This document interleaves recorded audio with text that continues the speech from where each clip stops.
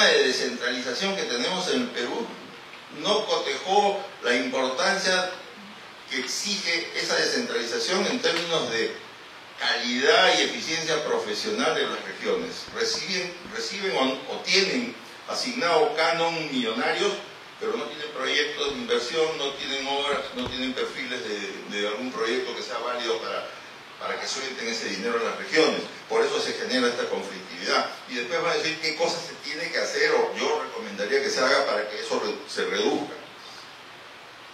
Bueno, ¿qué hacemos? La tarea es una tarea compartida. Hay tareas que le corresponden al Poder Legislativo, hay otras que le corresponden al Poder Ejecutivo, y hay otra tarea que le corresponde al propio Perú. En cuanto al Poder Legislativo, yo vengo sosteniendo ya desde hace buen tiempo que lo primero que debe hacer el Poder Legislativo, el Congreso de la República, sea iniciativa de alguna bancada, de algún congresista, o sea iniciativa del Ejecutivo, pero lo primero que tiene que hacer es revisar la ley del canon. ¿Y por qué? La ley del canon tiene un problema en cuanto a su determinación. Lo mencioné ayer cuando fui panelista del ingeniero Mayorga. El canon petrolero dice que se calcula aplicando el 18.75% del valor de la producción, mientras que el canon gasífero es el 50% de las regalías más el 50% del impuesto a la renta de los contratistas. El canon gasífero, está cumpliendo con lo que dice la Constitución.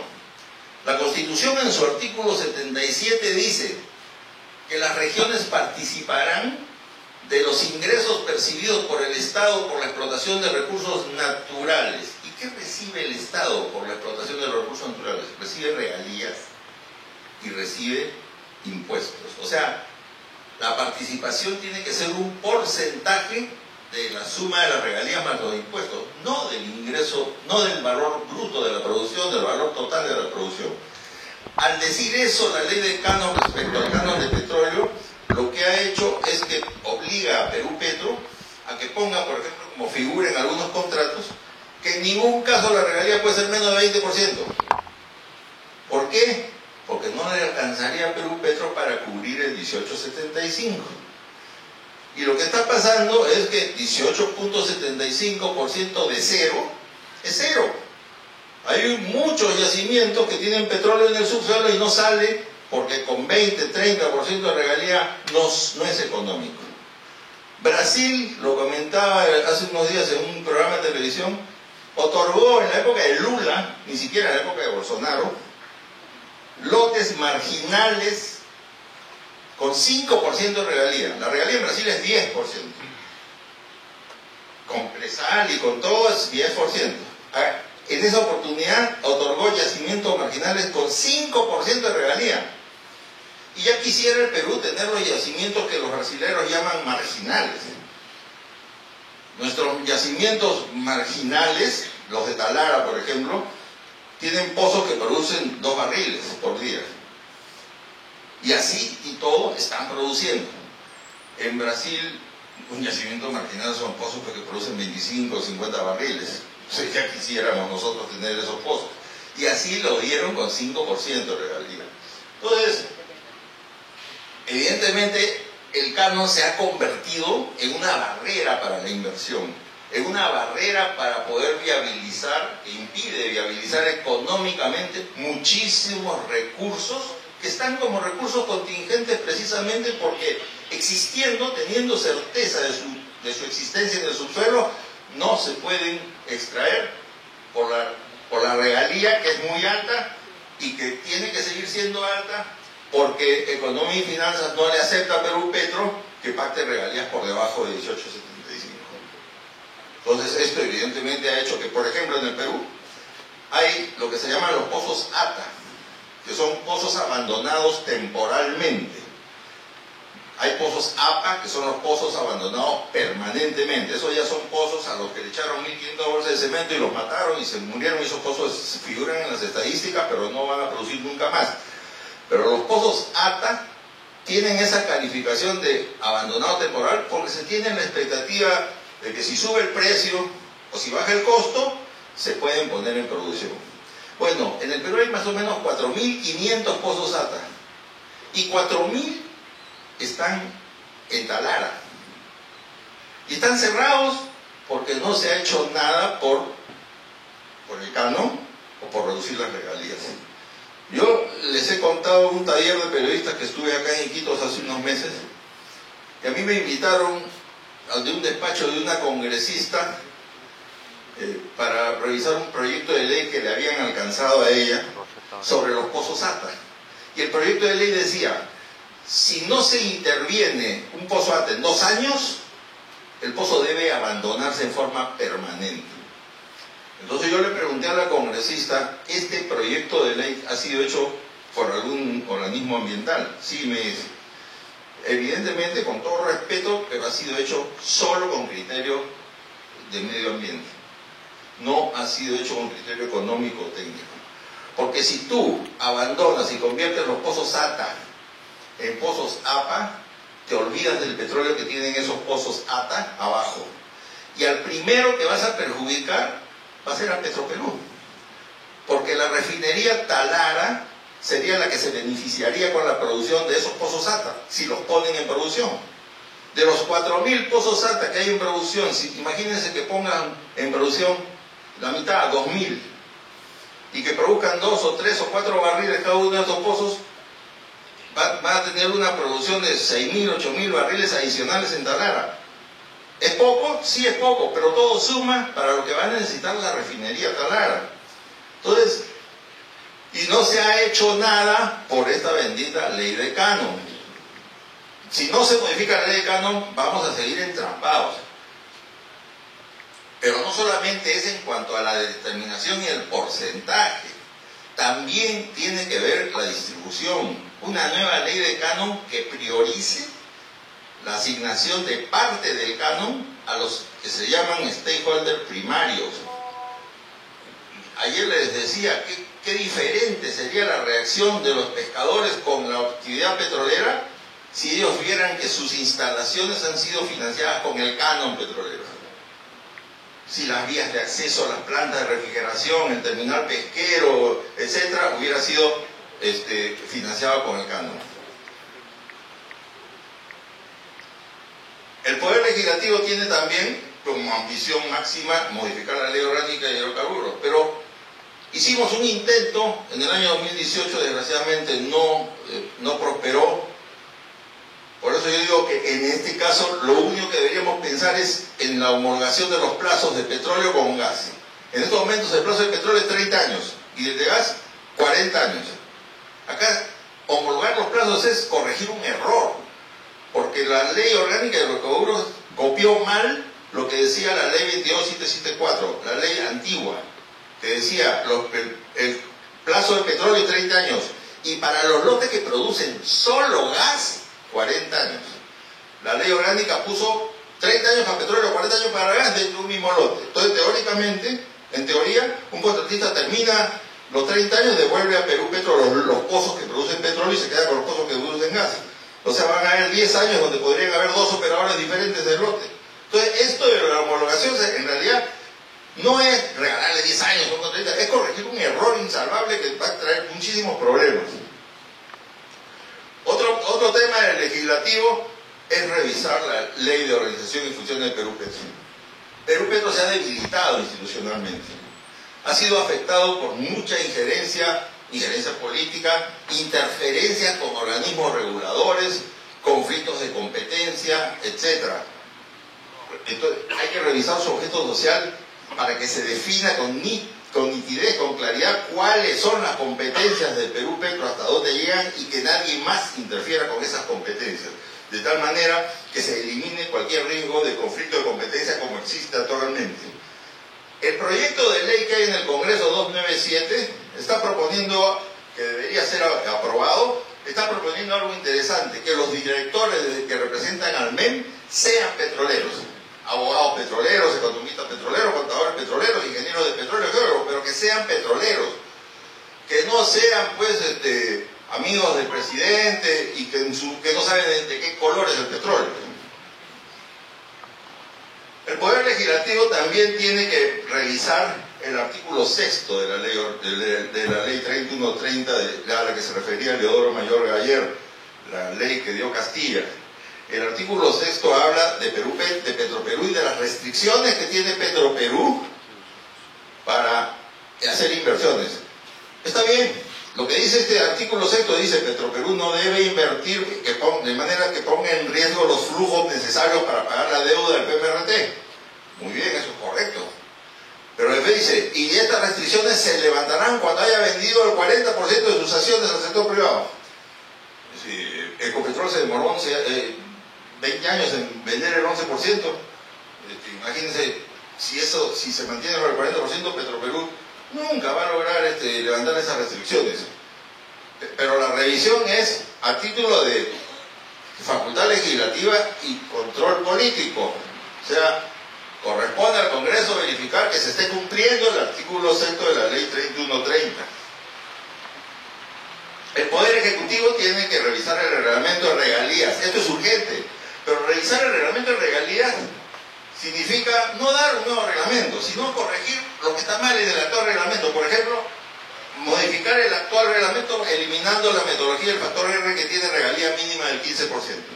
En el actual reglamento hay dos metodologías que tienen regalía mínima del 5%, y esas son las que nos ponen más o menos en competencia con la región. La otra se puede eliminar y decir con claridad de que esa regalía aplica a todos los contratos de exploración y de explotación. Otro tema que tiene que ver el Ejecutivo es la revisión del Reglamento de Estabilidad Tributaria. El artículo 10 del Reglamento de Estabilidad Tributaria desnaturalizó la intención del legislador cuando dijo el legislador: si tú tienes, contratista, un lote de exploración y un lote de explotación, las inversiones del lote de exploración las puedes amortizar en el de explotación. Entonces, ¿eso qué quería? ¿Qué significaba? ¿Qué quería decir? Que el inversionista, que el contratista, en lugar de llevarse sus utilidades, lo que estabas haciendo es animarlo que invierta en exploración en el Perú, con la tranquilidad de que esas inversiones las iba a amortizar. Si descubría petróleo, ya no podía después amortizar nuevamente, ¿no? Pues no hay doble amortización, tenía que pagar ya sobre el ingreso total. Y eso se malogró en el reglamento, eso se tiene que corregir en el reglamento de estabilidad tributaria. El reglamento de actividades de exploración y explotación de hidrocarburos es necesario revisarlo para definir competencias y no haya más conflicto de competencias entre Perú Petro y Ocinermin, por ejemplo. La definición de competencias debe evitar eso que ya hay una opinión importante que se dio en el Ministerio de Energía y Minas respaldando la posición de Perú Petro, opinión que se dio cuando Eric García era el director de hidrocarburos, y que deberíamos todos defender a morir, porque esa posición le devuelve a Perú Petro, o por lo menos ratifica que el competente en materia de suscripción de contratos es Perú Petro. ¿Qué tiene que hacer Perú Petro? Revisar el modelo del contrato, hacerlo más atractivo para los inversionistas, revisar los procedimientos internos que tiene de negociación directa y de calificación. Perú Petro tiene que recordar que el artículo 11 de la ley dice: a criterio de Perú Petro, los contratos se celebran por negociación directa o por licitación o convocatoria. No necesita permiso de nadie, no necesita leyes del Congreso, eso ya le llegó el Congreso con la ley orgánica. Entonces Perú Petro debe decir: a ver, ¿qué me conviene para el lote tal? ¿Negociación directa o licitación? Me conviene mejor negociación directa, y con este mismo operador que ha trabajado bien, mejor negocio desde ahorita, y no me espero hasta el 2025 que va a terminar su contrato. Es decisión de Perú Petro técnica, económica y legal. No necesita que el Congreso esté dando leyes, esté dando autorizaciones que no tienen además ningún respaldo legal. Yo quería comentar como reflexión final, rescatando, felicitándolo nuevamente a Tomás Díaz en la mañana por sus interesantes declaraciones, sinceras. Incluso yo lo he escuchado a Tomás Díaz en el Congreso también hablar de la difícil situación financiera de Petroperú. Todos queremos un Petroperú fuerte, muy fuerte. Todos queremos una empresa estatal petrolera fuerte. Ya quisiera pues, que Petroperú sea como Equinor de Noruega, ¿no? Pero nuestra realidad es otra. Y en este momento Petroperú pasa un mal momento. Yo soy enemigo de todos los extremos. Soy enemigo del extremo que dice nada para Petroperú, que Petroperú desaparezca, es más, dicen algunos. Y también soy enemigo del extremo que dice todos los lotes para Petroperú. Yo le decía a gente de Petroperú, ese anuncio de todos los lotes para Petroperú, te están diciendo que te están dando lotes que son carne, hueso y pellejo. Entonces, y eso no te está haciendo ningún favor. Cuando en el año 2021, 2021, le dieron el lote 1 de Talara a Petroperú. En esa época hablaron de esto es un hito histórico, porque Petroperú vuelve a la producción. Era un lote de 500 barriles, un lote miserable de 500 barriles, era un hito histórico, y lo peor de todo, se lo estaban dando por 22 meses. No se lo estaban dando por 30 años, por 22 meses. O sea, estaban usando a Petroperú para que tenga el lote y mantenerlo activo, ¿no? Siga aceptando las máquinas, porque después va a venir otro al que se lo voy a dar por 30 años. Eso es digno. Yo he trabajado en Petroperú 19 años y lo que soy se lo debo a Petroperú. Y a mí me indigna cuando dicen estas cosas. Todos los lotes para Petroperú. O sea, que Petroperú pida pues un lote interesante que le va a significar no riesgo financiero, no va a comprometer el tesoro público, etcétera, santo y bueno. Pero que le digan, por ejemplo, los lotes marginales, ¿qué va a hacer Petroperú con yacimientos como Ronchudo, Gualtacal, Paloma, de Talara, que producen 8 o 10 barriles, yacimientos que producen 10, 20 barriles? No estoy hablando de pozos, yacimientos que son conjuntos de pozos.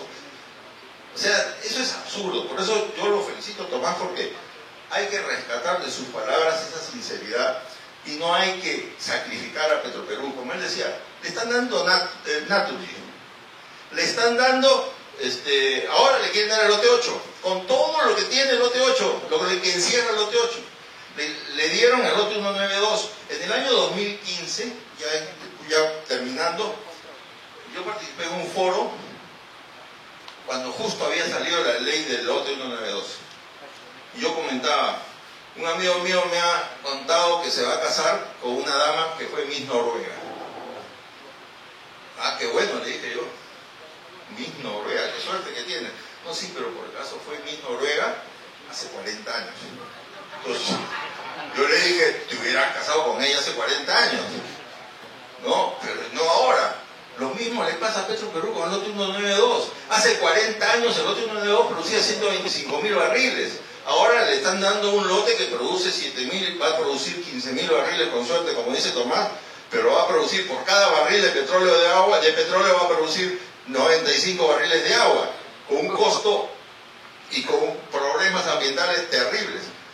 ¿Eso debe alegrarnos? No sé.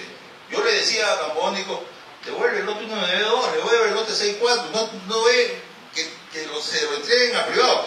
Yo en tu lugar pediría un lote en Talara, uno nomás. Uno, el lote 10, por ejemplo, nada más, con compromiso de inversión y con socio, como dice Tomás, con un socio que haga inversiones. No existe, como dice alguien que he leído en el proyecto de ley 4219 que ha presentado Perú Libre al Congreso, que discúlpenme los congresistas de Perú Libre, yo los respeto a todos los congresistas, pero ese proyecto de ley es un mamotreto perfecto. Ese proyecto de ley dice que los lotes petroleros reviertan al Estado. Los lotes petroleros no tienen que revertir al Estado porque nunca fueron del Estado. El Estado no tiene lotes, el Estado es dueño de los terrenos. Los lotes se crean para entregarlos a los privados. Una vez que termina el contrato, desaparece el lote y automáticamente toda esa área puede ser del Estado, no necesita una ley. Pero lo peor de todo, por ejemplo, ese proyecto de ley 4219 habla de que el lote 8 y el lote 31BD están ubicados en la provincia de Talara. Es decir, los que hicieron ese proyecto de ley no saben dónde está el 31BD, no saben dónde está el lote 8, o salvo que se haya extendido los límites de Talara y ahora ya corresponde el lote 8 a Talara, no sé. Pero tiene tantas torpezas ese proyecto de ley que también sigue siendo una mala señal para los inversionistas en general, porque nos revela como un país pues poco serio. Y esto no puede tampoco nuevamente pensarse, como decía Tomás, a que se le dé todo eso a Petroperú. Mi mamá siempre decía, la gallina no tiene agua para tomar, pero invita al pato a nadar. Y así está. Eso es lo que están haciendo con Petroperú. Si Petroperú no tiene para cubrir sus propias necesidades en este momento, no le pueden estar endosando estos proyectos que a ellos les va a significar muchísimo riesgo, y no solo a ellos, al Ministerio de Economía y Finanzas, al Tesoro Público, que finalmente, ¿qué cosa es el Tesoro Público? Todas las billeteras de ustedes. El Tesoro Público es solo el acopio, la recaudación de lo que pagan todos nosotros. Muchas gracias.